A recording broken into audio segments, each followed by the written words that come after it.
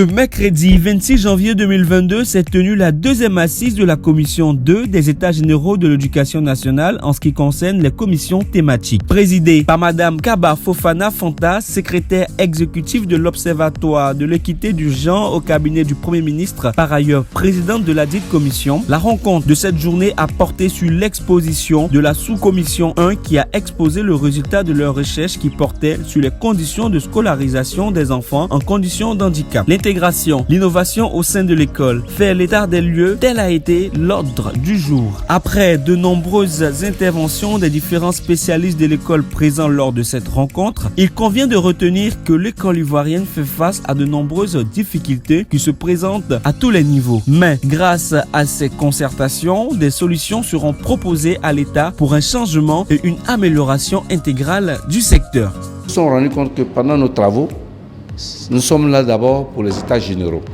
Et donc, en tant que tel, il nous faut proposer après, je ne dis pas des solutions, mais une proposition de mise en œuvre qui devrait aider l'État à mieux implanter, dans la résolution des problèmes, bien sûr, à mieux implanter la résolution sur les éléments qui concernent les handicapés.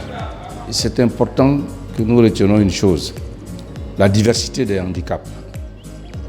Et la nécessité surtout d'intervenir en tenant compte de la spécificité des différents handicaps. C'est important. Parce que souvent on dit il est handicapé, mais ce n'est pas la même solution qu'il faut chercher pour un type d'handicap donné. Donc, nous espérons qu'à partir de ce qui se passe là, on aura des points certainement qui pourront être utiles à l'école. La particularité de notre commission, c'est de faire le bilan de toutes les questions qui concernent la possibilité que la Côte d'Ivoire donne à tous ses enfants en âge d'aller à l'école pour qu'ils puissent effectivement aller à l'école, pour qu'ils aient une égalité de chances en matière d'accès au savoir. C'est pour cela d'ailleurs que cette commission s'appelle Inclusion. On ne veut pas qu'il y ait d'exclusion, ça signifie que tous les enfants doivent aller à l'école.